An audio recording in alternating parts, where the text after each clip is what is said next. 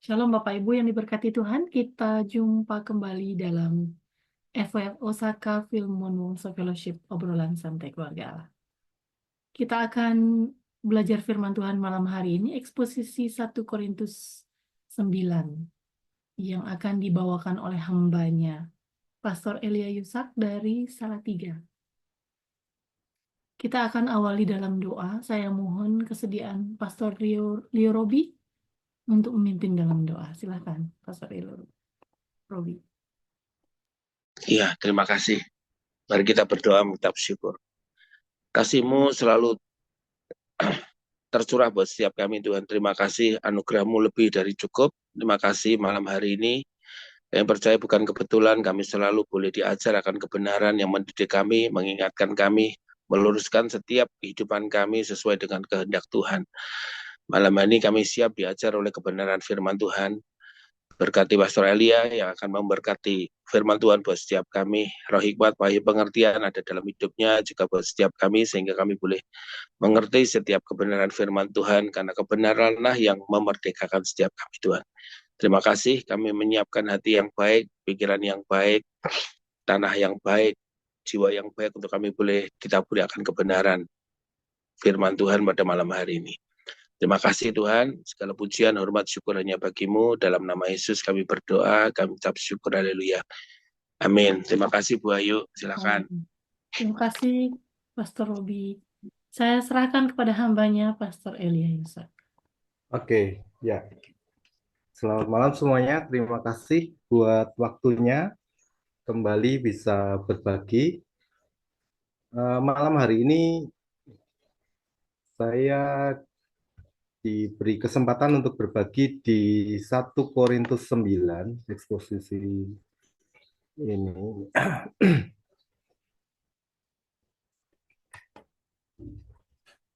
Ya, saya coba bagi layar.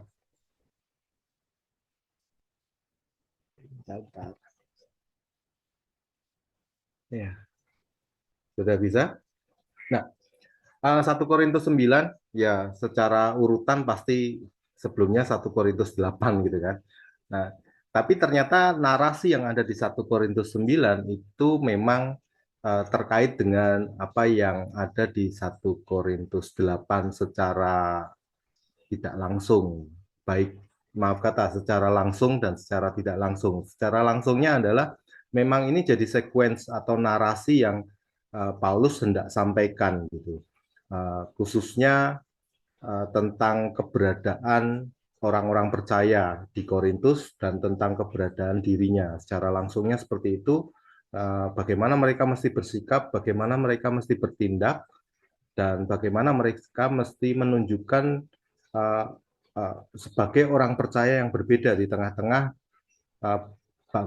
di tengah-tengah kota Korintus atau suku bangsa yang cukup banyak di Korintus saat itu.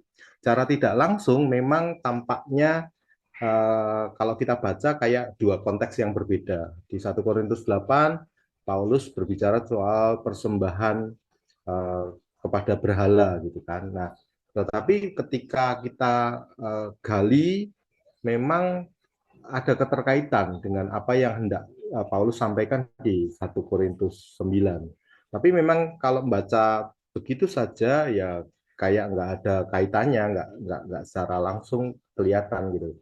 Karena satu di pasal 8 bicara soal persembahan berhala dan makanan persembahan berhala, terus yang pasal 9-nya bicara soal hak-hak rasul. Nah, kayaknya nggak terkait gitu. Tetapi kalau memang kita secara jeli bisa memperhatikan ada maksud yang memang Paulus hendak sampaikan secara menyeluruh dari pasal 8 dan pasal 9. Ini bukan saya akan kupas dua pasal ya, tapi saya memberikan latar belakang aja tentang apa yang hendak Paulus sampaikan di pasal 9. Nah, pasal 9 kalau kita melihat judul perikopnya memang hak sebagai rasul atau hak-hak yang diterima Paulus sebagai rasul. Tapi yang di dalamnya kita akan menemukan banyak hal yang menarik yang Paulus sampaikan yang terkait dengan pelayanannya, juga terkait dengan jati dirinya. Nah, ini yang yang menjadi nanti akan sama-sama menjadi evaluasi kita bersama. Nah, sebelum saya membagikan apa yang malam hari ini kita sama-sama pelajari di 1 Korintus 9, pertanyaan besar saya adalah gini, sebenarnya apa sih pelayanan itu?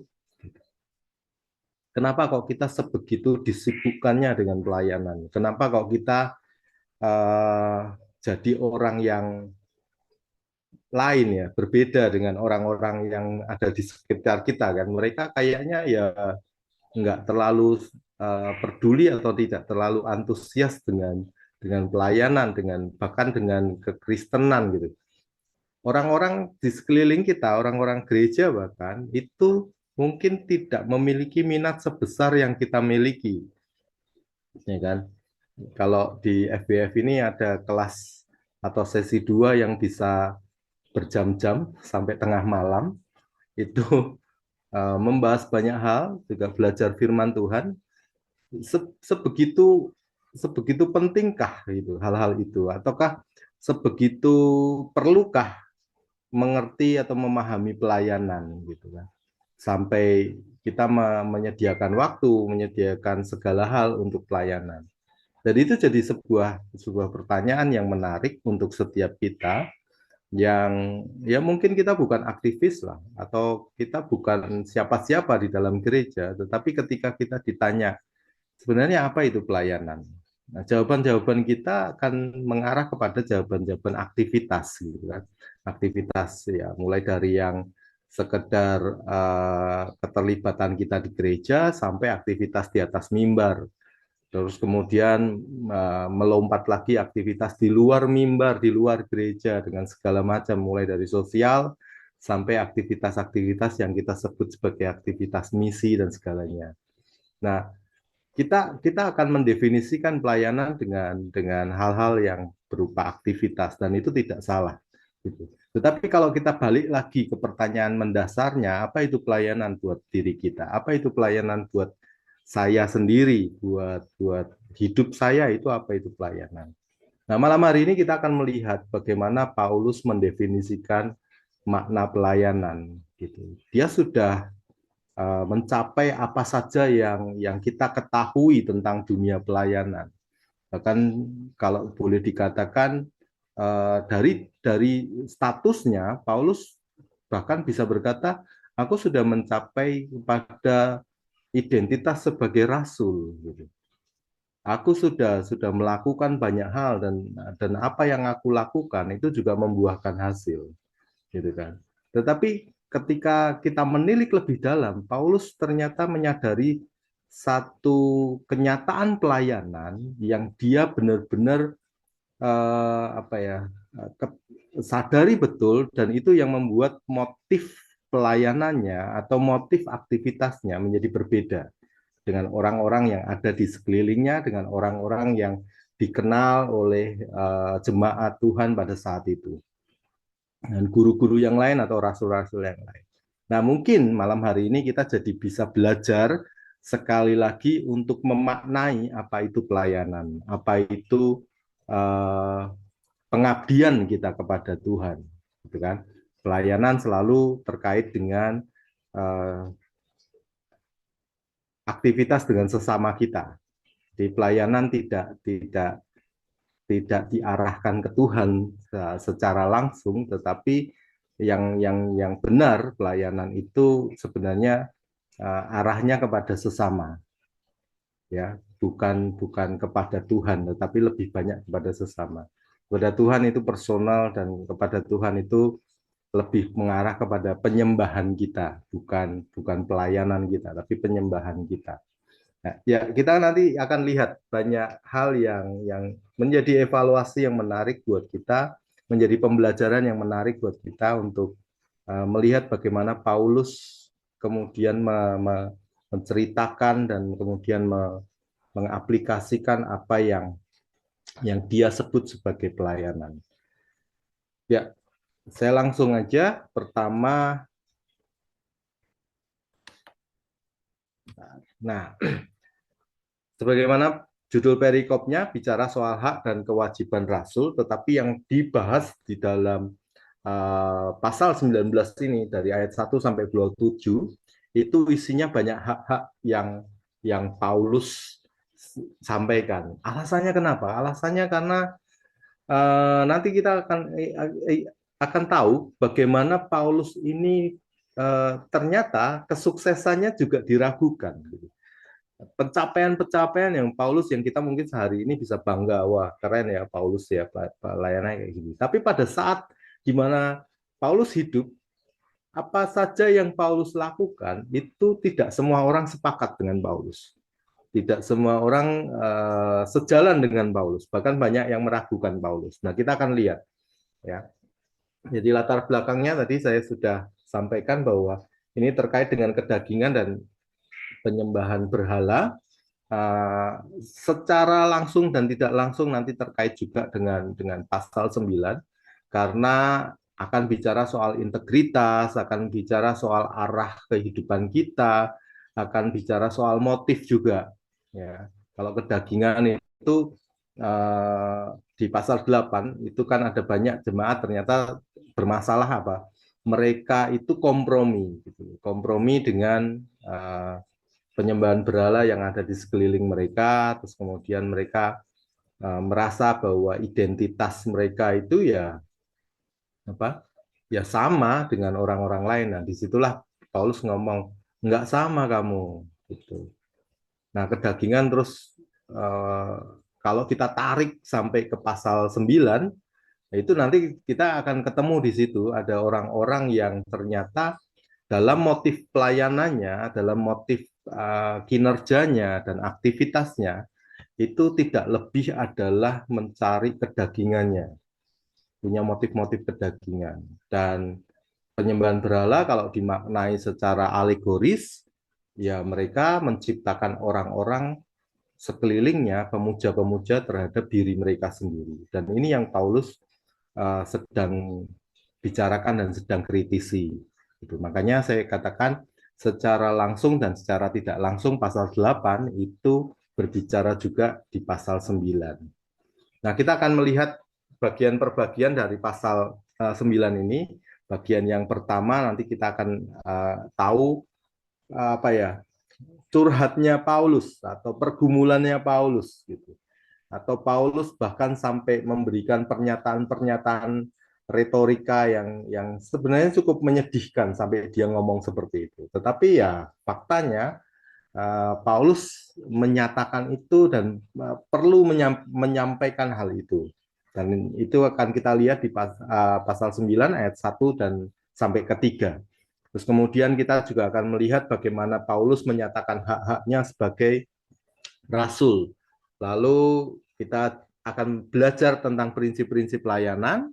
Dan terakhir kita akan melihat motif daripada Paulus dalam melayani Tuhan. Ini menjadi anti klimaks dari pasal 9. Ya.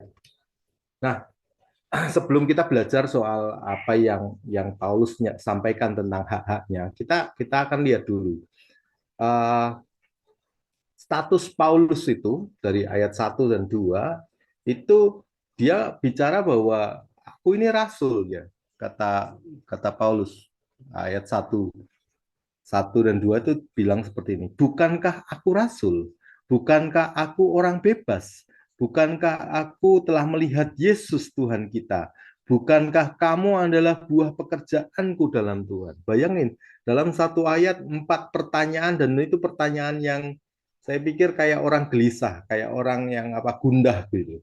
Kayak orang yang kayak gimana ya? Ya boleh dibilang kayak retorika sih, tetapi jujur ini memang meluap dari diri Paulus.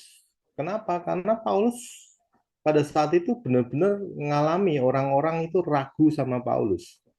Dan Paulus di sini di ayat 1 itu dia bilang bahwa aku ini dipanggil sama Yesus sendiri sebagai rasul di Galatia 1 ayat 1 itu.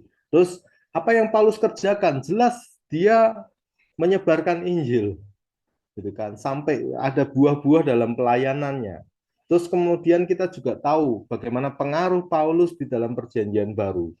Kalau kita mempercayai ada 13 surat yang ada di perjanjian baru sebagian, karena Ibrani ada yang mengatakan itu bukan tulisan Paulus, jadi sekitar 12 sampai 13 surat yang ada di Perjanjian Baru. Artinya dominan surat-surat yang ada di dalam Perjanjian Baru kita itu tulisan Paulus semua. Bahkan Korintus, kapan hari saya sharing bahwa Korintus itu sebenarnya ada satu Korintus surat yang pertama, tetapi kemudian hilang. Terus kemudian kita yang baca sekarang adalah surat Korintus yang kedua, surat Paulus kepada jemaat Korintus yang kedua, terus kemudian Korintus yang ketiga yang kita pakai sebagai 2 Korintus. Jadi Korintus sampai 3 kali dikirimin surat sama Paulus gitu ya. Nah, betapa besarnya pengaruh Paulus dalam Perjanjian Baru karena mulai dari Lukas yang menjelaskan soal perjalanan Paulus di Kisah Para Rasul sampai kepada surat-surat yang merupakan ungkapan pelayanan atau kayak semacam reportase pelayanan tapi sekaligus juga pastoralnya Paulus kepada jemaat-jemaat yang dia rintis, dan itu semua kita pelajari di Perjanjian Baru.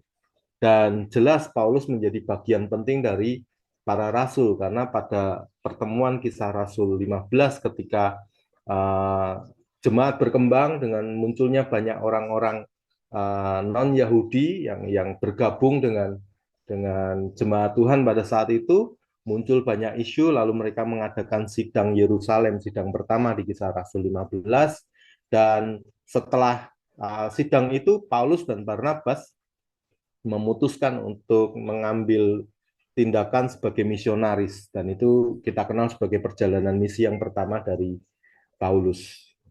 Nah, kemudian kita tahu ada perjalanan misi Paulus yang kedua dan perjalanan misi Paulus yang ketiga, dan semua dari perjalanan misi Paulus ini menumbuhkan atau melahirkan gereja-gereja baik itu di Asia Kecil hingga ke Eropa.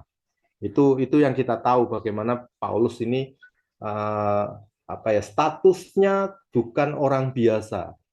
Sekalipun masih banyak yang meragukannya, tetapi dia bukan orang-orang yang sekedar orang percaya, tetapi dia disejajarkan dengan rasul-rasul. Nah, makanya ada keraguan-keraguan ini cukup aneh, tetapi ya bukan aneh aja, tetapi ini nyata. Bahkan seringkali ada orang-orang yang jelas-jelas meragukan ajaran kekristenan, dianggap sebagai ajarannya Paulus, bukan ajarannya Yesus, gitu kan.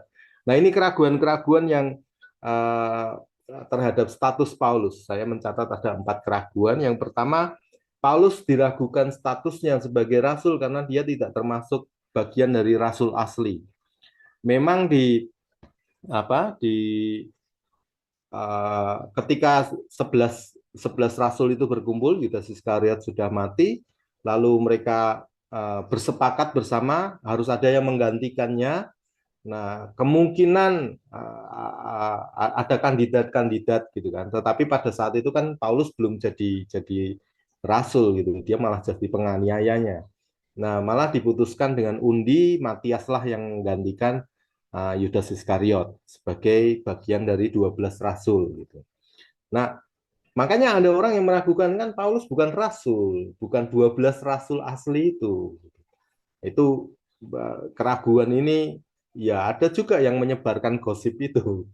Gitu. Sampai hari ini pun masih ada yang meragukan status kerasulan Paulus. Yang kedua, Paulus ini bukan orang yang baik-baik atau pengikut Yesus yang dari mulanya atau hidup memang hidup sejaman dengan Yesus, tetapi jauh dan tidak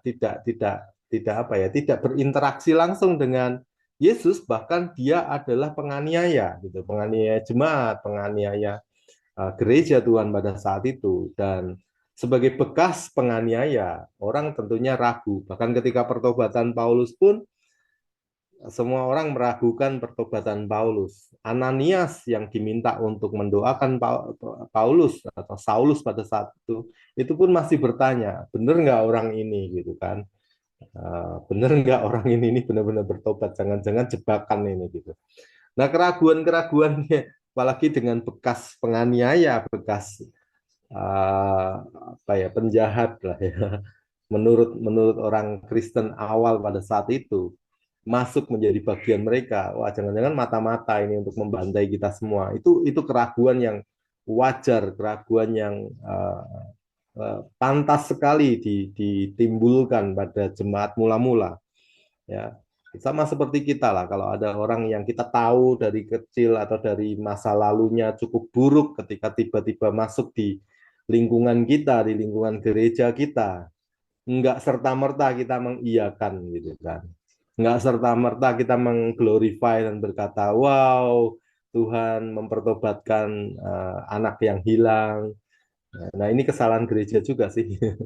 Ada beberapa yang mengglorify orang-orang yang baru bertobat gitu kan. Nah, tapi kalau kalau boleh jujur, secara umumnya lebih banyak mengalami ketakutan gitu ketika ada orang-orang yang kita tahu dulunya jahat, dulunya tidak baik gitu kan, tiba-tiba kembali ke Tuhan, terus masuk dalam gereja dan kita tahu ya kita nggak serta-merta bisa menerimanya, kita ragu. Dan itu sesuatu yang wajar. Dan ini juga dialami oleh Paulus.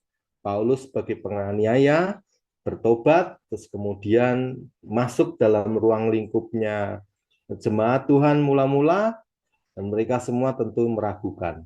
Dan nama Paulus bukan nama yang sembarangan karena dia pemimpin, tentunya namanya tersebar di seluruh jazirah Yerusalem pada saat itu dan juga menyebar ke orang-orang yang ada di diaspora gitu. Orang-orang Yahudi khususnya mengenal siapa Paulus gitu. Nah, bekas penganiaya yang akan mendatangi mereka ya mereka jadi kaget kan. Wah, siapa ini? Mau apa dia gitu. Itu keraguan pada status Paulus. Lalu ketiga, apa yang Paulus lakukan itu dianggap sebagai perubahan agama. Jadi Yesus ya memang ini sebuah kesimpulan yang gegabah, kesimpulan yang tidak apa ya, tidak cerdas, tetapi ya mau nggak mau ya orang kalau mau dibilang pembenci ya nggak bisa, tetapi memang cara berpikirnya mungkin tidak tepat gitu ya. Dia mengatakan bahwa Yesus mendirikan agama, lalu kemudian Paulus juga mendirikan agama yang mirip dengan Yesus tetapi berbeda. Nah, akhirnya disimpulkanlah bahwa Paulus ini melakukan perubahan agama setelah Yesus mati. Jadi Paulus membawa agama yang berbeda dari dari Yesus. Nah, ini sering sekali kita dengar di sekeliling kita, khususnya di Indonesia ini. Nah, terus yang keempat, nah ini yang menarik karena cukup banyak data yang kita temukan di Alkitab Perjanjian Baru dan data yang kita baca adalah data-data teologis dan juga data-data praktis tentang pelayanan gereja. Lalu ada kesimpulan bahwa Paulus ini menekankan pelayanan atau menekankan pengajaran pribadinya. Jadi Paulus selain mendirikan agama, juga Paulus mengajarkan ajarannya sendiri. Itu tuduhan terhadap Paulus. Ya, ngeri juga, tuduhannya cukup keji gitu. Tetapi kalau kita mau bicara secara fair ya, secara kasat mata aja atau literal saja, memang tampaknya apa yang diajarkan Yesus sepanjang perjalanan hidup Yesus ada di muka bumi 3,5 tahun, dan apa yang diajarkan Paulus tampaknya kesannya agak berbeda memang. Paulus lebih detail, lebih banyak, dan bahkan Paulus itu dengan begitu tegasnya mengatakan bahwa orang yang berpijak kepada Taurat, dia tidak berkenan kepada Allah, gitu kan. Orang yang masih berada di bawah hukum Taurat, dia tidak menerima kasih karunia Allah. Nah, kontras-kontras yang Paulus sampaikan itu secara teologis memang tampaknya agak berbeda dengan Yesus, karena Yesus berkata soal aku nggak menghilangkan hukum Taurat, aku menggenapi hukum Taurat. Itu salah satu kasusnya ya, kasus-kasus yang kasus teologis yang uh, muncul gitu ya sebagai gambaran bagaimana Paulus ini menekankan pengajarannya pribadi gitu. Ya mungkin banyak hal yang kalau kita mau kupas ajarannya Paulus dan ajaran Yesus memang uh, akan terkesan kontradiktif gitu bahkan. Contohnya contoh yang di masa Martin Luther ketika dia uh, me, apa ya meragukan meragukan surat dari Yakobus. Kita tahu Yakobus ini adalah bagian dari kelompok rasul-rasul utama yang ada di Yerusalem dengan latar belakang Yahudi, seorang pastoral yang cukup kuat gitu kan. Dan dia mengajarkan secara pastoral bahwa dia iman tanpa perbuatan itu mati. Sementara Paulus mengajarkan di Roma itu dengan tekanan yang cukup kuat hanya iman saja. Itu dua sisi yang kontradiktif kalau hanya melihat secara literal, tidak mendalami benar-benar akan tampak seperti kontradiktif. Lalu orang berkata aku berpihak kepada Paulus dan yang lain berkata aku lebih berpihak kepada Yakobus gitu. Yakobus ini adalah satu gambaran yang merupakan murid Yesus secara langsung gitu. Jadi murid Yesus secara langsung Yakobus, terus kemudian dikontraskan dengan Paulus yang tidak secara langsung gitu kan. Nah, akhirnya memunculkan sebuah kesimpulan bahwa Paulus tuh ngajar berbeda sama yang diajar Yesus. Ini yang bagian keempat. Itu keraguan-keraguan yang saya catat, ada 4 keraguan. Mungkin ada banyak lagi keraguan-keraguan yang lain.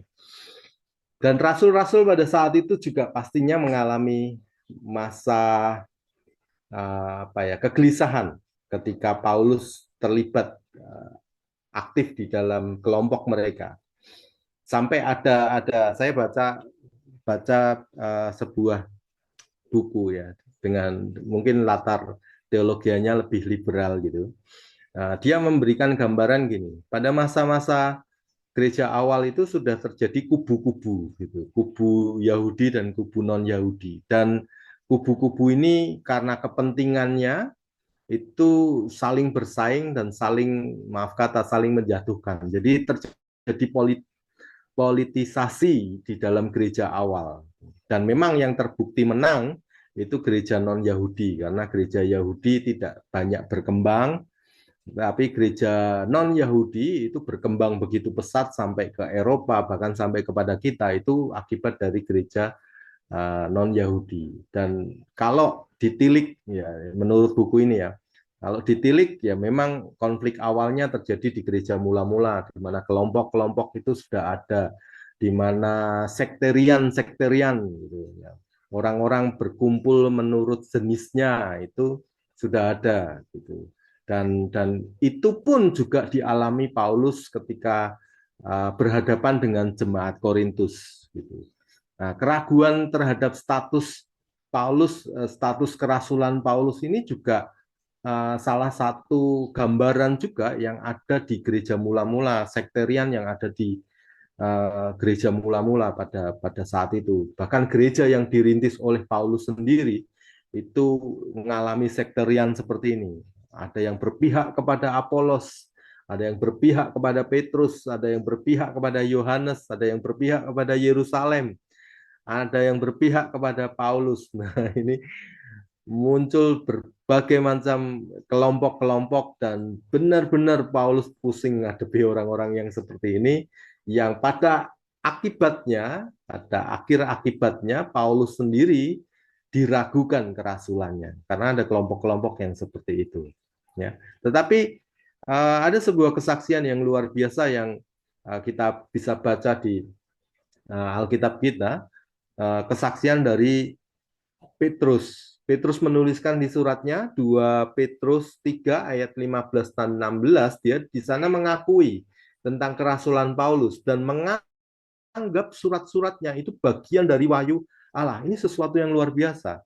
Paulus yang dikatakan sebagai soko guru, tiang tonggak gereja pada saat itu, bahkan kalau boleh dibilang ya dia dituakan gitu, dia pemimpin dari para rasul, dia adalah kalau dalam piramida kepemimpinan ya dia puncak kepemimpinan kekristenan pada saat itu. Pernah konflik dengan Paulus, pernah di munafik-munafikkan sama Paulus, tetapi pada titik tertentu Petrus ini sampai berkata, wow, luar biasa Paulus ya, dan kami mengakui kerasulan Paulus dan juga mengakui surat-surat yang ditulis oleh Paulus bagian dari wahyu Allah. Meskipun beberapa ajarannya sulit untuk dimengerti, sulit untuk dipahami. Itu pengakuan dari Petrus. Nah, waktu saya coba gali kata kenapa kok sulit dipahami, sulit dimengerti oleh Petrus dan mungkin oleh sebagian jemaat pada saat itu. Ya kita bisa lihat secara fakta latar belakang Paulus dan latar belakang Petrus itu berbeda. Paulus seorang terdidik, ya dia belajar, terus kemudian dia juga di bawah kepemimpinan Imam Gamaliel, seorang imam yang besar di Tarsus, lalu dia memimpin, istilahnya orang pinter lah ya. Sementara sebaliknya dengan Petrus yang nelayan dan kemudian dia secara skill dan secara hikmat mungkin dia dapat dan dia pelajari semua dari melihat Yesus dan banyak hal yang dia jalani itu adalah refleksi yang dia pelajari dari Yesus secara pribadi. Jadi dia mungkin saja tidak mendalami sisi teologis Judaisme dan segala macam, mungkin tidak mempelajarinya, sehingga dia bisa berkata bahwa wah ini susah untuk dipahami, nggak biasa ini gitu. Ya itu bukti fisik ya, salah satu data fisik yang kita bisa pakai sebagai pijakan kenapa kok sampai Petrus berkata surat-surat Paulus itu susah dipahami. Itu salah satu aja. Ada banyak hal yang lain yang mungkin bisa kita kupas, tetapi konsentrasi malam hari ini tidak di situ. Jadi intinya ketika Paulus diragukan dengan segala macam keraguan-keraguan tadi, Petrus memberikan afirmasi, memberikan dukungan kepada Paulus. Nah, kita akan melihat sosok Paulus yang diragukan di Korintus. Nah, keraguan jemaat Korintus itu yang pertama, bagaimana jemaat Korintus itu membandingkan Paulus dengan rasul-rasul lain. Ya, di 1 Korintus 1 ayat 12 di sana dikatakan bahwa ada beberapa kelompok Apolos dan yang lain-lain seperti itu. Itu jelas sekali bahwa Paulus kerasulannya diragukan karena ada kelompok-kelompok sektarian yang sudah ada di Korintus gitu. Terus kemudian ini juga kehidupan Paulus yang sederhana dan sering sekali menderita, ya. Bahkan Paulus bersaksi ya, hidup pelayanannya itu penuh dengan penderitaan di 2 Korintus 10 ayat 10. Itu Paulus bersaksi begitu rupa bagaimana dia dianiaya, bagaimana dia menderita oleh karena Injil gitu. Dan itu buat jemaat di Korintus itu nggak terima gitu. Masa orang sakti gitu. Masa rasul kok sederhana, masa rasul kok malah menderita. Ya nggak tahu itu apakah itu merupakan konsep paganisme yang masih ada di jemaat, ataukah memang konsep-konsep yang ada di pikiran jemaat sehingga mereka berkata seorang rasul itu nggak harus hidup sederhana, apalagi menderita, tidak gitu. Mungkin membandingkan dengan rasul-rasul yang lain yang ya sekalipun sederhana nggak terlalu banget menderita lah gitu. Beda dengan Paulus yang penuh dengan penderitaan gitu. Bahkan pernah dilempari batu sampai hampir mati di luar gerbang kota kan. Dan itu buat jemaat di Korintus mereka nggak terima. kerasulan yang sederhana, kerasulan yang menderita itu tidak diterima. Nggak tahu ya, sekarang gereja-gereja juga punya mindset seperti ini. Kalau pendetanya nggak mewah, pendetanya nggak keren, pendetanya isinya penderitaan gitu, kayaknya diragukan lah pelayanannya. Ya, semoga saja tidak seperti itu. Tetapi jelas jemaat Korintus pada saat itu meragukan Paulus gara-gara Paulus hidupnya sederhana dan penuh dengan penderitaan. Yang berikutnya, tantangan terhadap integritasnya. Kita lihat di 2 Korintus 11 ayat 13 sampai 15. Ini menarik. 2 Korintus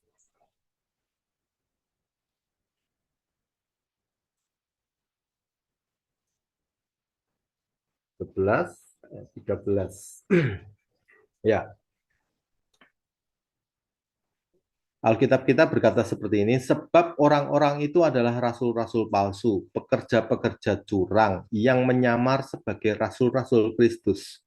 Hal itu tidak usah mengherankan, sebab iblis pun menyamar sebagai malaikat terang. Jadi bukanlah suatu hal yang ganjil jika pelayan-pelayannya menyamar sebagai pelayan-pelayan kebenaran. Kesudahan mereka akan setimpal dengan perbuatan mereka. Nah, Paulus berargumen bahwa ada orang-orang yang mengaku rasul tapi palsu, yang mengaku pekerja-pekerja tetapi curang, yang mereka ini merupakan penyamar-penyamar gitu ya, bahkan menyamar sebagai rasul Kristus. Nah, oleh karena ada orang-orang yang seperti itu, dan itu cukup masif mungkin ya, pada saat itu cukup banyak pengajar-pengajar yang mengaku rasul, yang mengaku pemimpin, yang mengaku pekerja-pekerja mengatasnamakan Kristus gitu kan. Sehingga ketika Paulus pun sempat mendapatkan keraguan integritasnya, sempat mendapatkan stigma, kamu benar-benar sungguh-sungguh enggak? Kamu benar-benar pekerja Kristus enggak? Kamu benar-benar rasul Kristus enggak?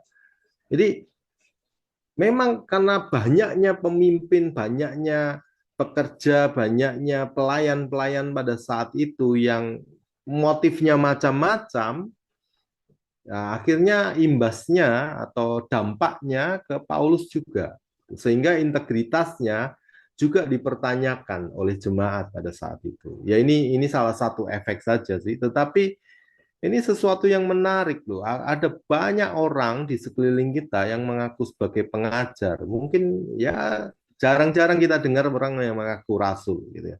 Zaman saya dulu ada banyak yang mereka mengaku rasul gitu. Sekarang pun masih ada lah, tetapi ya mungkin lingkungannya agak berbeda sekarang saya. Tetapi pada masa-masa itu banyak orang, bahkan sampai saat ini banyak orang yang mengaku pekerja-pekerja Kristus, sehingga kita sulit sekali membedakan mana yang benar-benar pekerja Kristus, mana yang benar-benar mencintai kebenaran, mana yang benar-benar hidup untuk Tuhan gitu kan. Tetapi ya saking banyaknya, opsinya terlalu banyak. Tampilan-tampilan mereka ada yang menarik begitu rupa, karismanya begitu luar biasa. Pelayanan mereka tampaknya berbuah-buah, jemaatnya buahnya. Nah, itu kita jadi bingung gitu. Ini orangnya berintegritas atau tidak. Nah, Rasul Paulus pun mengalami hal yang sama, diragukan integritasnya. Nah, dari efek dari diragukan integritasnya, bagian yang keempat ini dikatakan persaingan dengan ajaran atau tokoh agama lain. Nah, ingat di Korintus itu kota yang bisa dikatakan kota metropolitan, di mana ada banyak juga agama di sana, ada banyak juga tokoh, ada banyak juga keyakinan-keyakinan yang punya massa yang cukup banyak gitu. Jadi jemaat Kristus atau jemaat Tuhan pada saat itu bukan satu-satunya. Di dalam sudah pecah-pecah dengan kelompok-kelompoknya, ada pengajar-pengajar yang palsu, terus kemudian di luar juga ada ajaran-ajaran yang lain yang tampaknya menarik, ada tokoh-tokoh karismatik dari agama lain yang tampaknya menarik, dan Paulus pun diperbandingkan dengan mereka. Itu. Paulus pun di apa ya, bukan disejajarkan, tetapi ya dilawankan, dikontraskan gitu. Apakah kamu sebaik mereka? Apakah kamu lebih baik daripada ajaranmu lebih baik daripada ajaran mereka? Itu dialami oleh Paulus gitu. Ini kayak dedel duel bener keraguannya. Bener-bener dibongkarin semua gitu kan. Orang-orang punya banyak sisi yang meragukan Paulus gitu. Yang kelima, ini catatan saya soal keraguan jemaat ke Korintus terhadap Paulus adalah, ya jelas kalau seorang pemimpin spiritual itu harus menunjukkan aksi spiritualnya. Sakti apa enggak? Mereka meragukan kehebatan kerasulan Paulus. Apakah Paulus bisa membuktikan mujizat? Apakah Paulus bisa melakukan hal-hal spiritual yang hebat gitu di tengah-tengah masyarakat Korintus? Gitu. Ini keraguan yang mungkin makin ke sini hasilnya jadi makin ke sana gitu. Maksudnya enggak cuma sekedar meragukan, tetapi akhirnya menjatuhkan gitu kan. Punya tendensi enggak hanya ragu, tetapi lebih ke arah menyudutkan atau mengintimidasi Paulus gitu. Kalau kamu nggak bisa memperform kesaktianmu, ya kamu bukan rasul gitu. Ngapain kamu ngomongin hal spiritual kalau nggak bisa dibuktikan gitu. Hal-hal yang kayak gitu itu muncul pada saat itu di jemaat Korintus. Ya, ini catatan saya waktu baca-baca, ya menarik juga ya, pada zaman itu sudah ada yang pola-pola kayak gini. Nah, di zaman kita sekarang ini, wah lebih banyak gitu hal kayak gitu. Nah, berikutnya kita akan lihat bagaimana Paulus menanggapi ya. Paulus, saya nggak banyak. Ini karena kaitannya sama pernyataan Paulus pertama di ayat pertama tadi, 9 ayat 1. Bukankah aku ini rasul, bukankah aku ini orang bebas, bukankah aku ketemu sama Yesus sendiri, bukankah kamu semua adalah buah dari pelayananku, gitu kan. Nah, itu semua sebenarnya sudah cukup gitu untuk membuktikan Paulus siapa Paulus sebenarnya. Tetapi karena keraguan-keraguannya begitu masif, ya Paulus perlu menanggapi juga apa yang orang-orang ini ragukan. Tiga hal yang saya catat sebagai tanggapan Paulus, ya ini cukup lompat juga dari ayat atau dari bagian lain di Alkitab.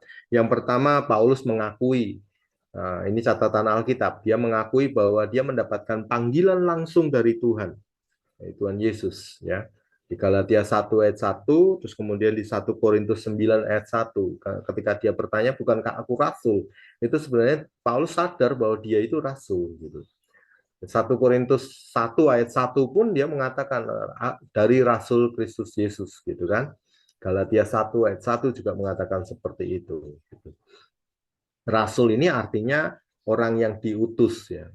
Kita harus jelas dulu definisi rasul ini ya, sebagai orang yang diutus, bukan rasul itu yang gambarannya birokratif ya, tertinggi di dalam pemerintahan gitu, atau pemerintahan gereja atau pelayanan gitu, tidak.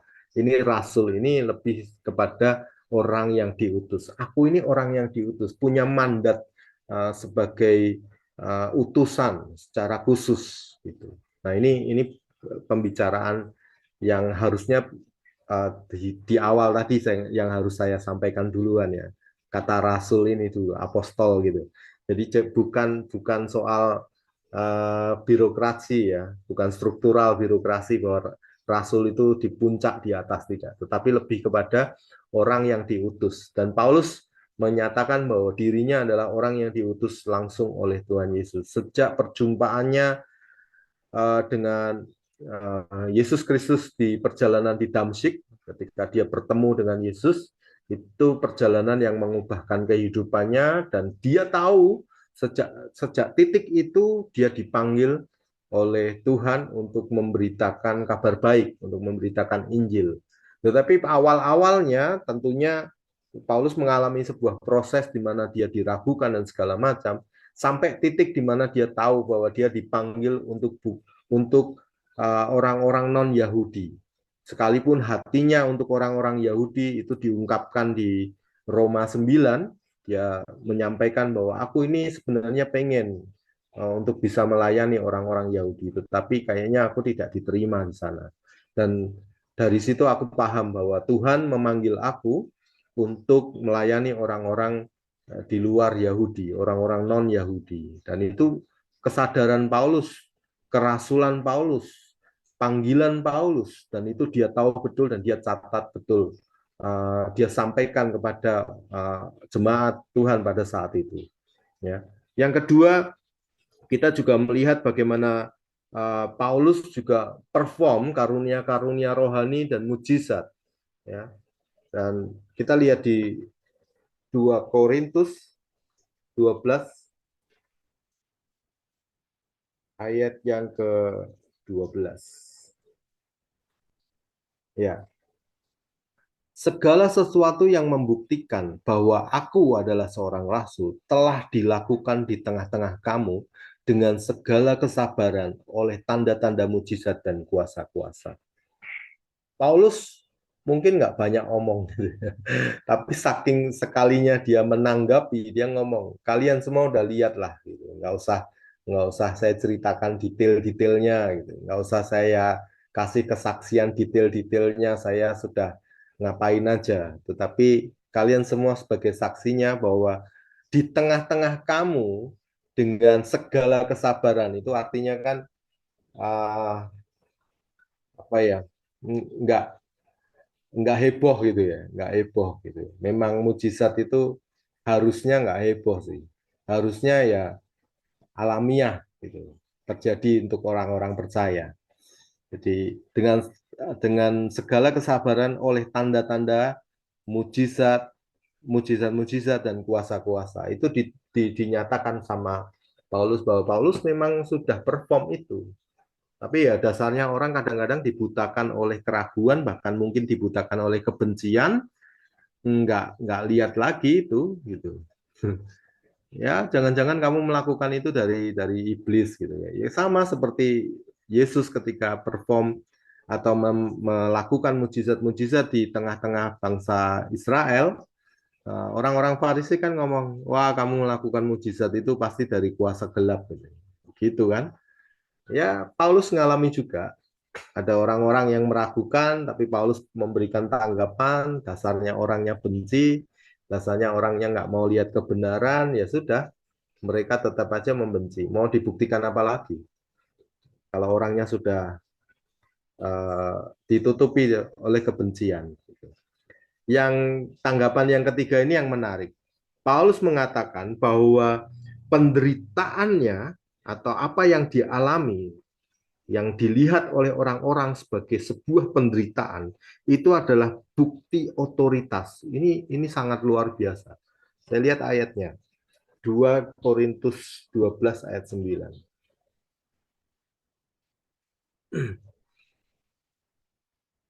Ya. 2 Korintus 12 ayat 9 berkata seperti ini. Tetapi jawab Tuhan kepadaku, cukuplah kasih karuniaku kepadamu. Sebab justru dalam kelemahanlah kuasaku menjadi sempurna. Sebab itu terlebih suka aku bermegah atas kelemahanku, supaya kuasa Kristus turun menaungi aku.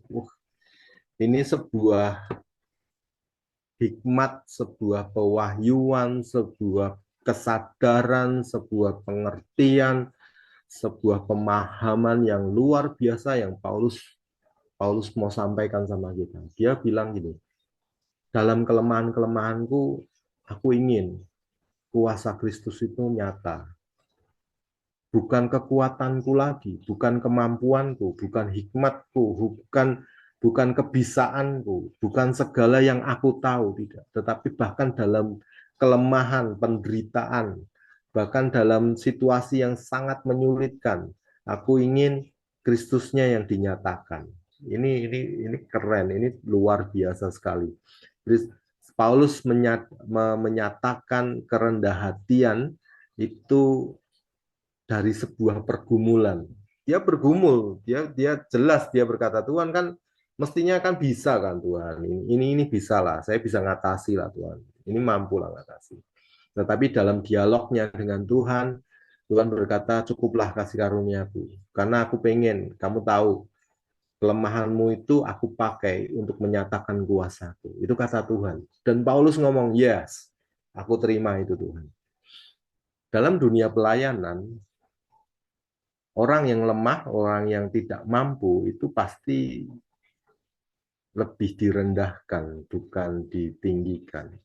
Kita kita ngelihat euforia atau gegap gempitanya pelayanan itu lebih mirip dengan gegap gempita pencapaian-pencapaian yang dunia ini perlihatkan dengan kemegahan kemegahan gedung, jumlah besar, dengan kekayaan, dengan ya pencapaian-pencapaian yang enggak kurang lebihnya sama dengan yang dunia capai gitu.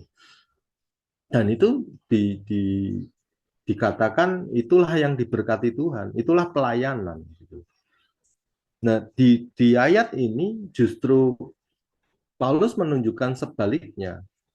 Dalam segala kekurangan, dalam segala kelemahan, dalam penderitaan, dalam situasi yang tidak menyenangkan, Paulus bisa melihat dan menyatakan, tidak saja melihat, tetapi dia juga menyatakan kuasa Tuhan dalam hidupnya dan dalam pelayanannya, dan menyatakan itu bagi orang-orang yang mencari Tuhan. Orang-orang yang tidak punya harapan, orang-orang yang putus asa, orang-orang yang menyerah, orang-orang yang tidak punya lagi apa-apa di dunia ini, Paulus bisa berkata, aku tahu apa yang kamu alami. Aku ngerti apa yang kamu sedang rasakan. Aku tahu apa itu putus asa, aku tahu apa itu kekurangan, aku tahu apa itu kelemahan, aku tahu apa itu nggak bisa apa-apa. Tapi tahu nggak, dalam segala hal Tuhan akan dinyatakan. Dalam perjanjian lama ada catatan yang menarik, yang saya nggak ketemu, tapi saya jadi ingat gitu. Dalam perjanjian lama dikatakan gini, Allah itu bertahta atau Allah itu dekat dengan orang-orang yang patah hati. Allah itu dekat dengan orang-orang yang lemah. Allah itu dekat dengan orang-orang yang nggak punya siapa-siapa, nggak punya apa-apa.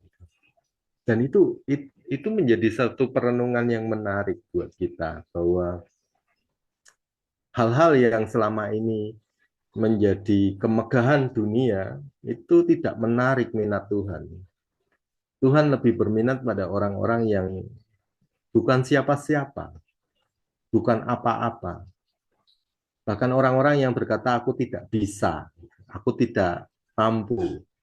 Dan Tuhan berkata, aku yang mampukan. Tuhan berminat dengan orang-orang yang berkata, aku menyerah Tuhan. Aku nggak bisa, aku up Tuhan. Ini sudah di bawah sekali Tuhan, sudah di batas-batas kekuatanku. Dan Tuhan bilang, aku yang nggak menyerah sama kamu. Aku yang bisa menyatakan kuasaku.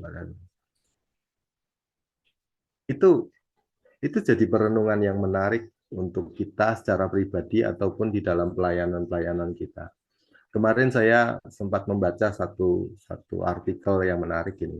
Seringkali orang-orang yang punya pelayanan yang tanda petik kecil gitu ya, punya gereja kecil, pelayanan kecil, itu akhirnya melakukan pelayanannya kecil-kecilan gitu. Harusnya nggak seperti itu. Mentalitas kita jangan dilihat dari size-nya, jangan dilihat dari realitasnya. Kita lihat Allah yang besar, dan kita bisa saja mengerjakan pekerjaan-pekerjaan yang besar bukan dengan standar dunia, tetapi dengan standarnya Allah gitu. Ya mentalitas itu mentalitas yang wajar. Bayangin aja, jika berminggu-minggu kita pelayanan jumlah jemaatnya kurang dari selusin gitu. 3, 4, syukur-syukur datang 5 sampai 10, itu sudah pencapaian besar gitu. Berminggu-minggu kita melayani itu gitu. Itu apa nggak kena mental gitu. Benar-benar kena mental sehingga kita pelayanannya maaf kata ya. Akhirnya ya sekedarnya saja. Ya, ya, ya itu sih masing-masing ya. Tetapi waktu saya baca itu saya ingin mendorong setiap kita bahwa mungkin itu gambaran-gambaran kelemahan, gambaran-gambaran ketidakberdayaan atau gambaran-gambaran yang kurang gitu menurut ukuran-ukuran yang biasanya diukurkan. Tetapi izinkan hal itu menjadi sebuah pernyataan kuasa Tuhan dinyatakan di dalam kelemahan, di dalam keputusasaan, di dalam boleh kata kebosanan, kejenuhan pelayanan yang tidak seakan-akan tidak berkembang atau melayani yang itu saja yang nggak selesai-selesai. Di belakangan saya diizinkan boleh mendampingi gitu, seorang single parent yang anaknya disinyalir uh, kejiwaan, sakit-sakit mental. Hampir tiap hari telepon dan teleponnya cerita ini gimana ya, ini gimana ya, ini gimana ya. Jujur kadang-kadang rasanya ih gemes, kok nggak bisa-bisa sih gitu kan. Tapi ya itu menyadarkan saya, ya kalau saya yang punya anak seperti itu gimana? Kalau saya yang uh, mengalami seperti itu, saya menjerit ke siapa? Saya bersyukur saya diizinkan untuk menjadi tempat sampahnya single parent ini. Gitu. Dia bercerita soal keluarganya, soal anaknya, dan sampai hari ini belum selesai. Tetapi setidaknya dia tahu ada orang yang mendengarkan dia, ada orang yang mendukung dia untuk ya berjuang untuk anaknya, berjuang untuk hidupnya. Dan saya pikir saya juga belajar bagaimana dalam kondisi-kondisi terbatas yang seperti itu, saya telinga ini dua, satu dengerin dia, satunya coba dengerin Tuhan, Tuhan ini gimana lah jawabnya. Kadang-kadang pertanyaannya konyol-konyol, kadang-kadang situasinya juga konyol-konyol, kadang hal-hal yang nggak masuk akal, kadang diulang-ulang. Waduh, butuh kesabaran. Saya bukan psikiater, saya bukan ahli terapi, tetapi apalagi gembala bukan gitu. Saya hanya kebetulan jadi tempat sampah untuk mendengarkan gitu. Dan, dan saya belajar.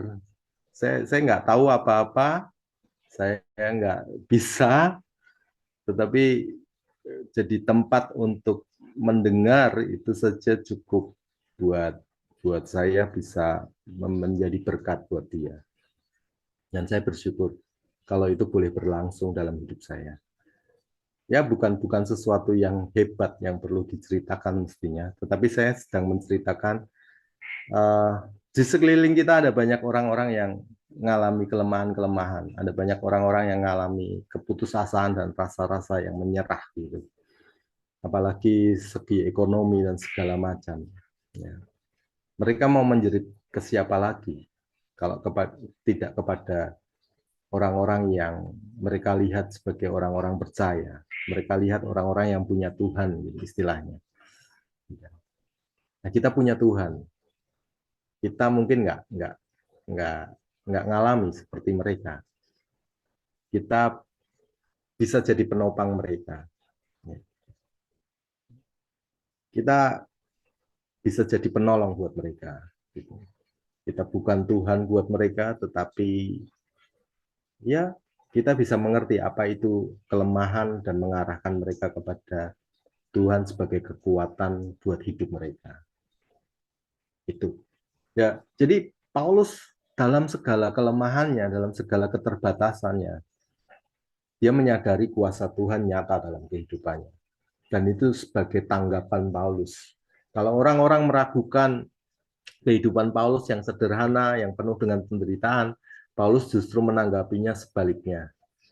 Paulus sempat bergumul juga.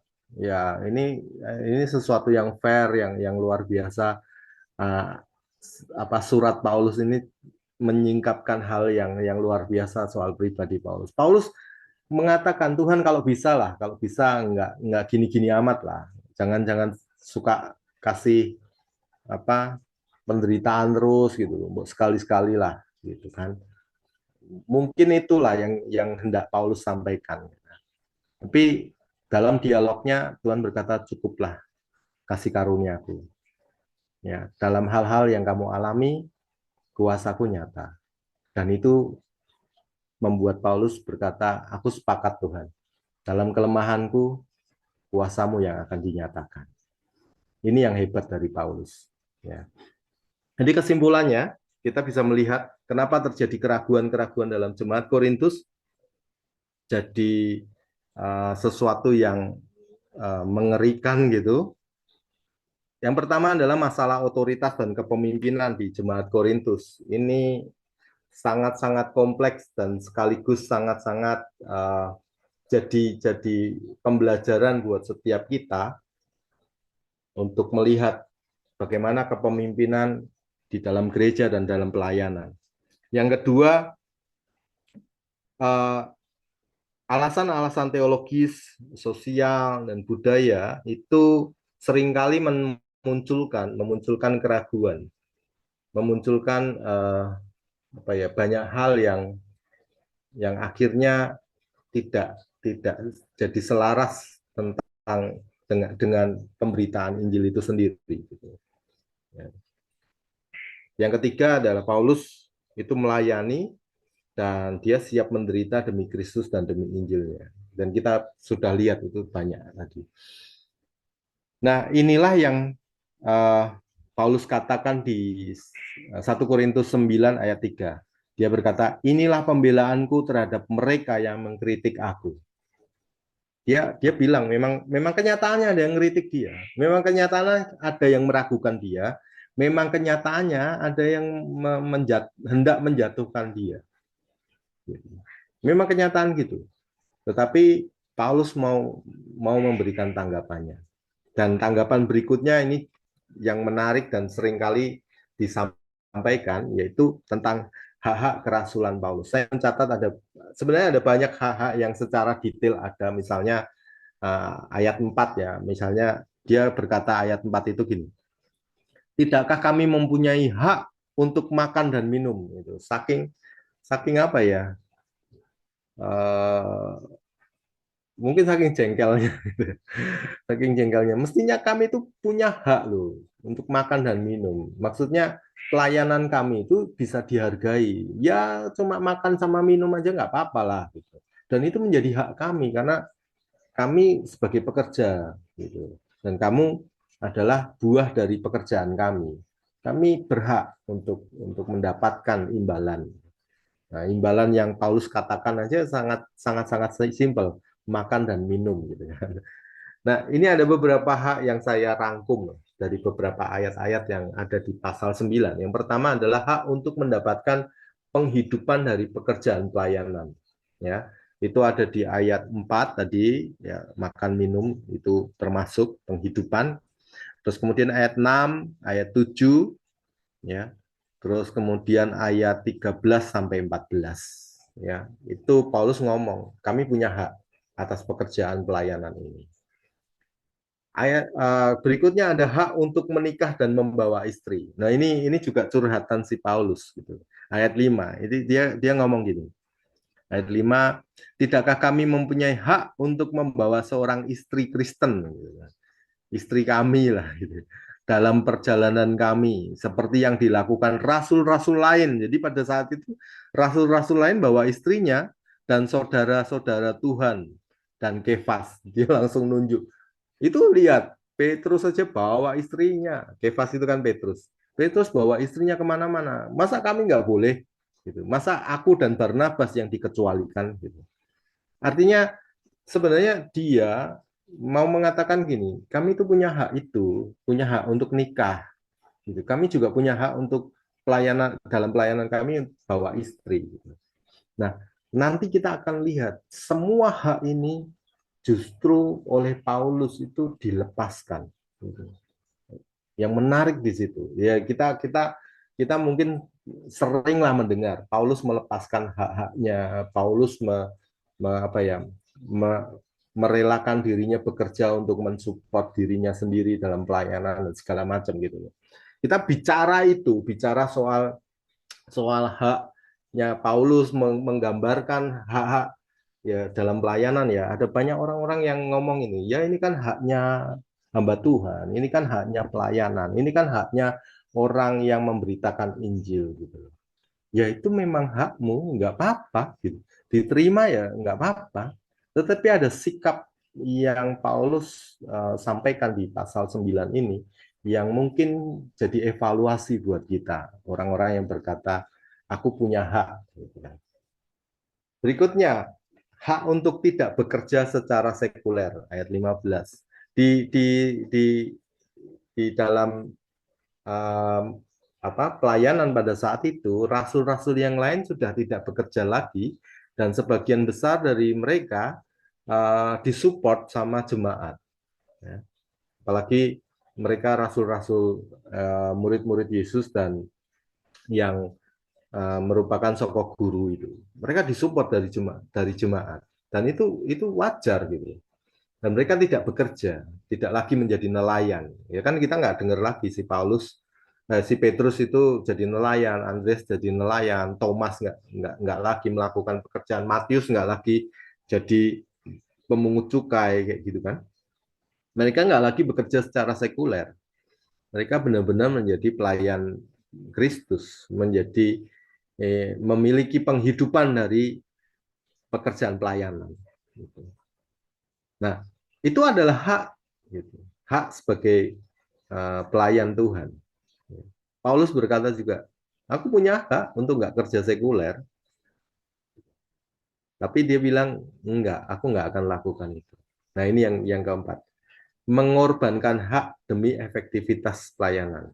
Jadi kalau saya ringkasnya, kita punya hak untuk melepaskan hak. Ada hal yang semestinya atau sebenarnya menjadi hak kita, atau sebenarnya menjadi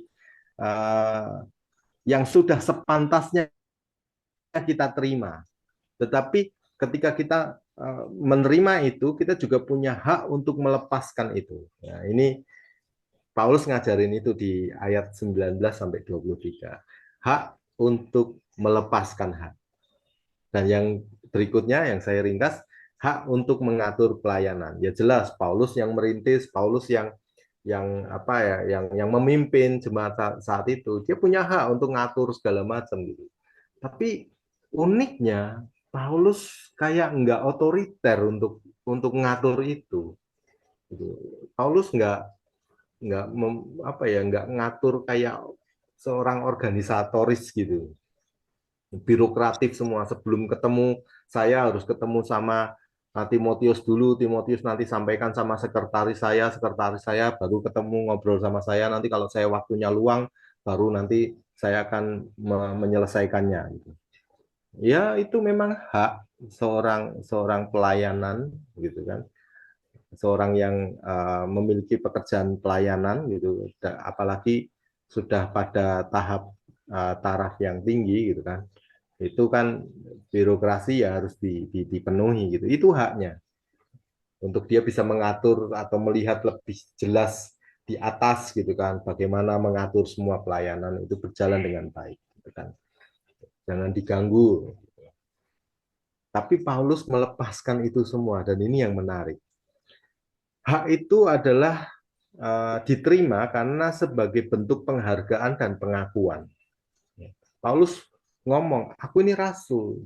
Jadi kalau aku diakui sebagai rasul, aku punya hak. Dan dari pengakuan itu aku dihargai.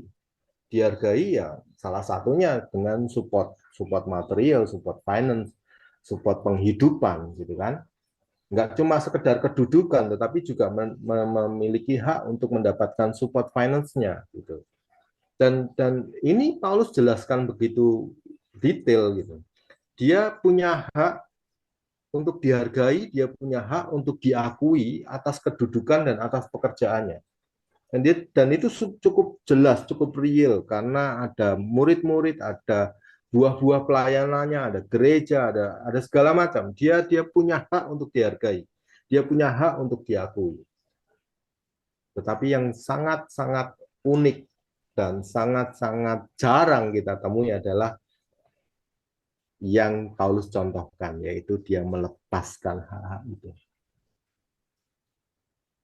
Kenapa dia melepaskan hak-hak itu? Nah, ini yang kita pelajari di prinsip-prinsip pelayanannya Paulus. Yang pertama, prinsip-prinsip pelayanan Paulus adalah dia mengorbankan hak pribadinya demi kepentingan Injil.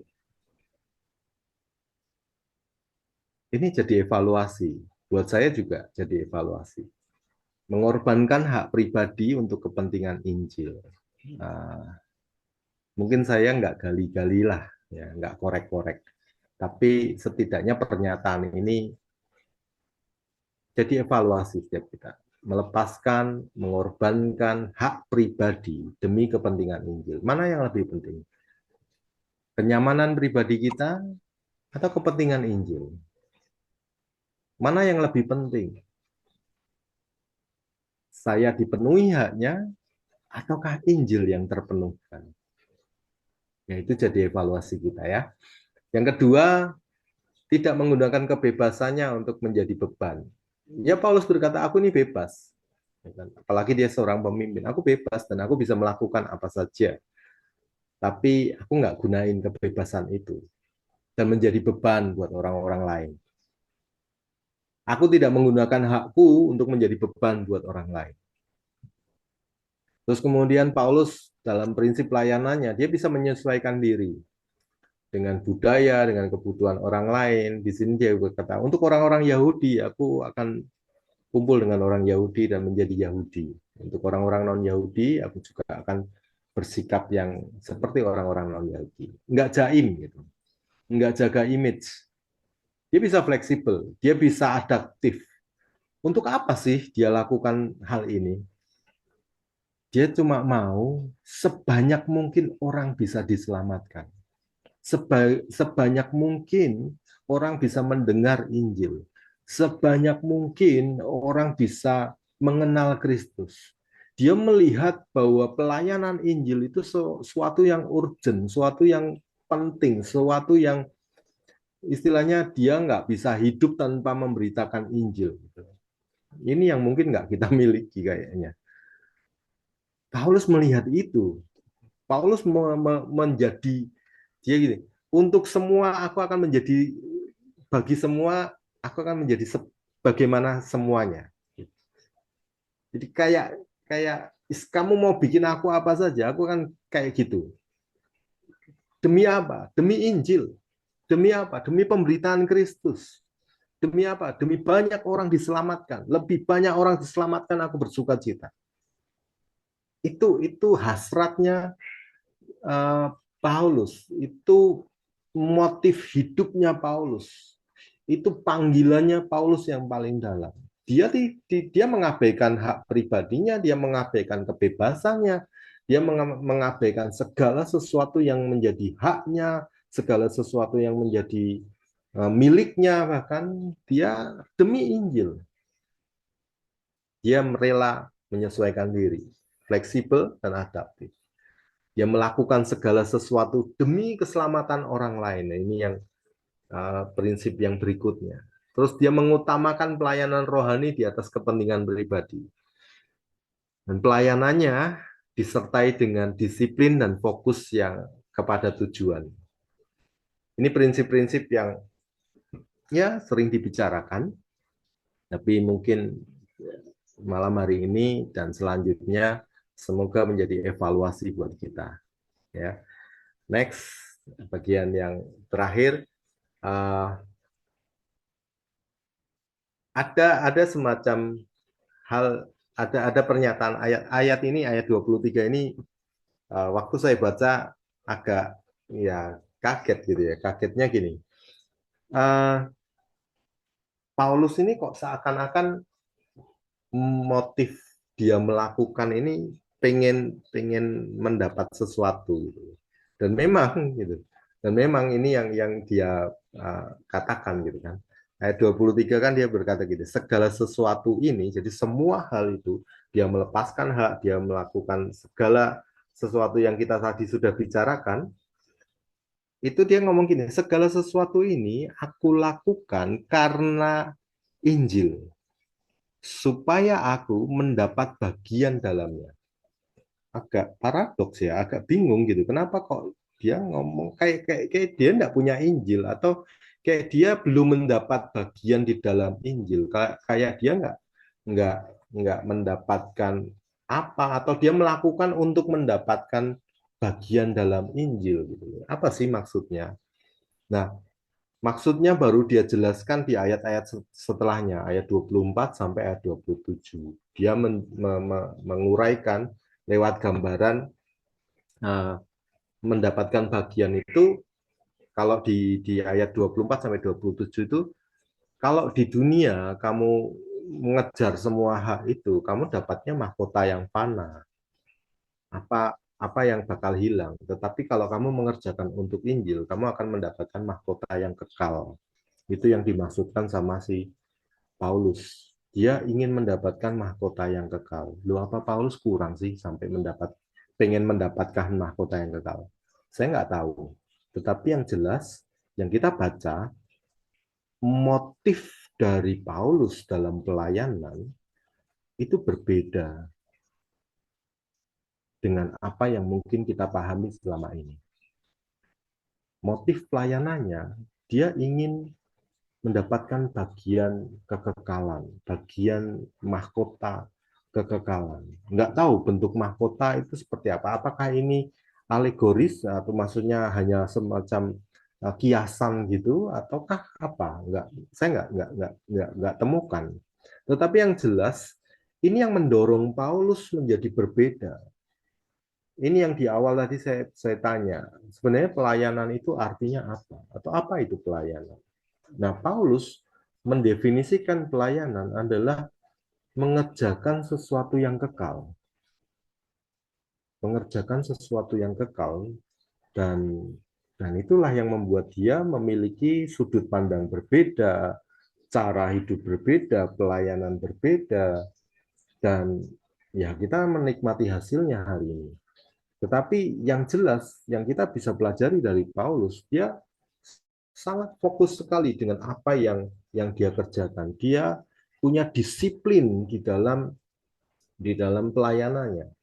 Disiplin dan pengendalian diri ini ya dia gambarkan semacam atlet gitu kan, di ayat 26 dan 27. Berlari enggak dengan sembarangan, tinju tidak meninju sembarangan. Itu kan dia ulang di nasihatnya kepada Timotius.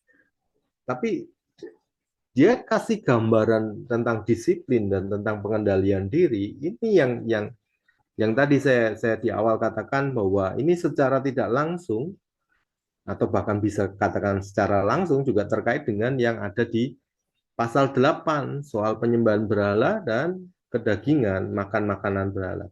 Jadi kalau orang-orang yang ada pelayanan demi untuk dapat makan, demi untuk mendapatkan pujian, itu semacam dianggap Paulus itu kayak kamu itu kayak penyembahan berhala. Kamu pelayanan untuk mendapatkan kedaginganmu, itu kayak penyembahan berhala. Makanya kamu harus memiliki disiplin dan pengendalian diri. Itu yang dinasihatkan Paulus. Nah, bagaimana Paulus bisa menasihatkan kayak gitu? Ternyata Paulus bisa memiliki disiplin dan pengendalian diri oleh karena fokusnya dia jelas. Tujuannya dia jelas. Tujuannya dia adalah pelayananku itu pelayanan yang mengarah pada kekekalan, bukan pelayanan yang mengarah kepada fana, bukan pelayanan yang membangun monumen untuk dirinya sendiri. Aku sudah melayani ini, sudah melayani itu, tidak. Dia melayani arahnya kepada kekekalan. Makanya dia kayak seakan-akan dia mengabaikan dirinya sendiri. Dia aniaya, dia apain, ya sudah. Pokoknya asal Injil diberitakan. Gitu. Ini yang motif yang berbeda, yang kita patut pelajari dan evaluasi, dan menjadi pengertian yang baru buat saya juga tentang pelayanan itu apa. Motif saya dalam pelayanan apa. Jangan-jangan saya sedang membangun sesuatu yang fana. Jangan-jangan saya sedang mengejar mahkota yang fana. Jangan-jangan saya sedang melegasikan, mewariskan monumen-monumen atas nama saya, pelayanan saya, gitu kan. Paulus tidak memiliki indikasi ke sana.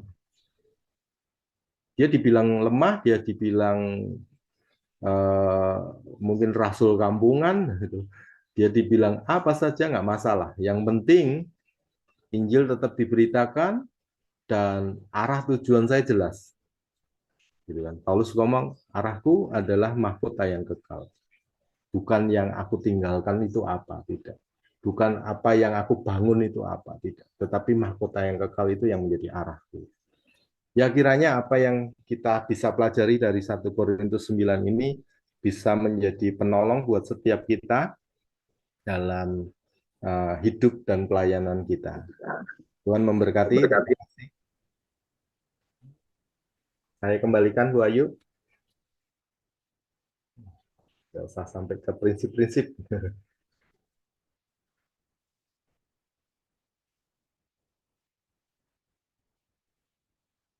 Ya.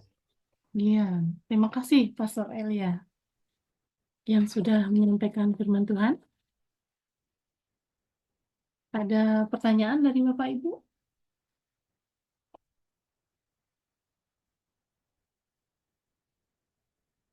Pak Pendeta Wilson, silakan.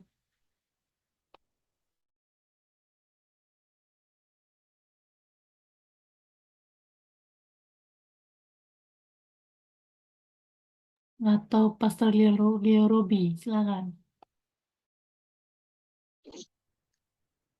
Ya Bu Ayu, terima kasih banyak. Terima kasih Pastor Elia, luar biasa. Sesuatu yang dari Paulus ini kita memang belajar banyak dalam hidup dia melayani Tuhan ya. Berbagai persoalan dia bicara apa adanya, sesuatu yang memang sulit dimengerti karena seringkali kita dalam pelayanan itu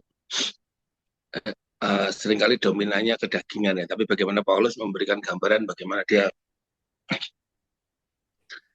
memberikan hidupnya bukan karena untuk mendapat apa-apa, tapi dia tahu bahwa hidupnya karena anugerah, dia yang seharusnya nggak layak, tapi Tuhan pakai dia, gitu ya.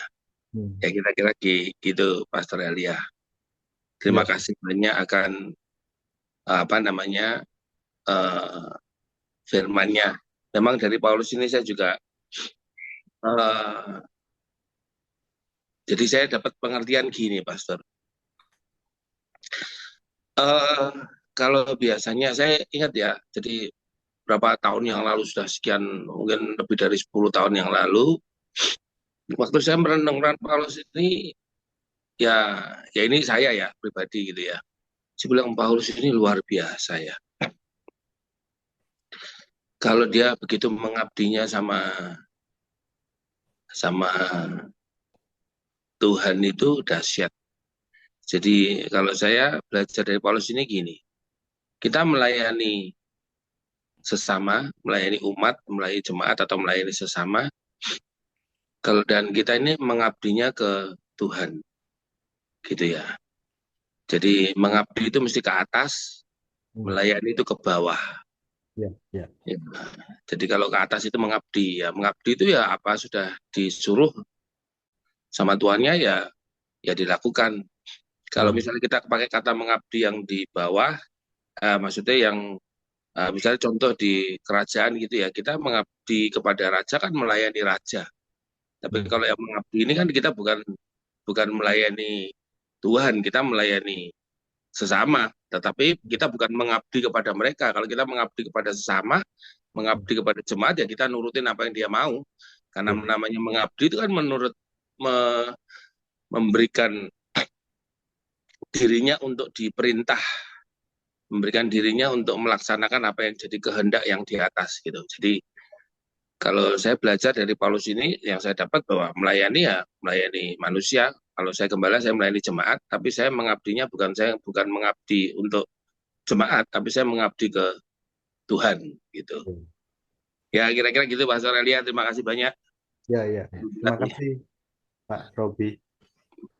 Bu Ayu, terima kasih Bu. Terima kasih, Pastor Robi.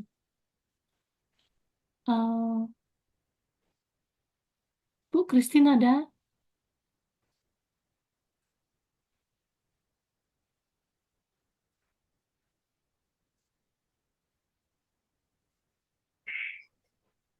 Bu Sri ada? Bu Sri Kartini?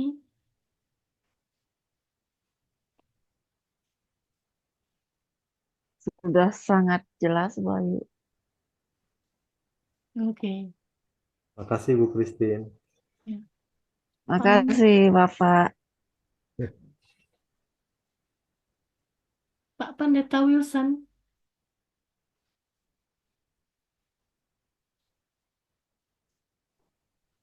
Terima kasih Bu Ayu, Pak Elia. Terima kasih penjelasannya.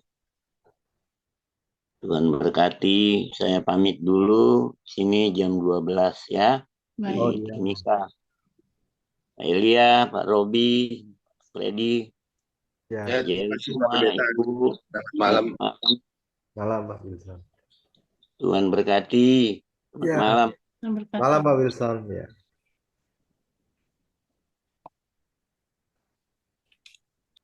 Pak Welly ada?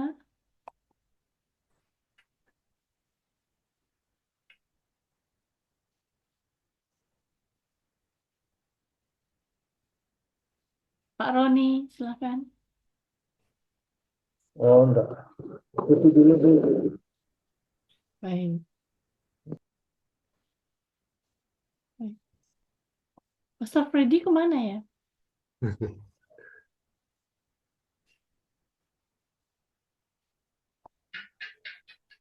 Ada Ini tamu ada mungkin Bu. di Jakarta mungkin ya. Baik, kalau tidak ada lagi, kita masuk ke sesi 2. Kalau masih ada pertanyaan dari Bapak Ibu, silakan.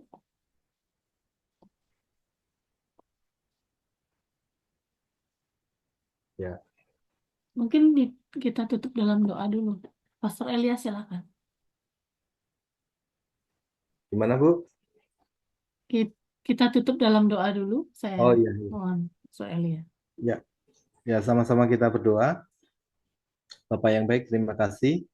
Hari ini kami belajar memahami satu hal tentang motif kami untuk melayani. Dan terima kasih untuk pembelajaran yang kau berikan melalui Paulus, dengan dinamika yang dia alami, dengan hal-hal yang dia alami. Kami juga belajar bagaimana kehidupan kami dalam pelayanan kepada sesama kami itu mungkin perlu kami evaluasi, kami lihat motif yang sebagaimana Paulus sudah ajarkan. Lebih dari semua itu Tuhan, kami percaya hikmat yang daripadamu, penyertaan-Mu, dan juga kuasa yang Kau berikan kepada setiap kami, bahkan kesempatan pelayanan ini, kami mengucap syukur semuanya Tuhan. Dan kami bersyukur bahwa Tuhan sudah memanggil setiap kami untuk boleh berkarya bersama-sama demi kerajaan-Mu. Demi nama Yesus kami ucap syukur. Amin. Amin. Amin. Ya. Ya, sekali lagi terima kasih Pastor Elia sudah Ya, Bu. memberkati dengan firman malam hari ini.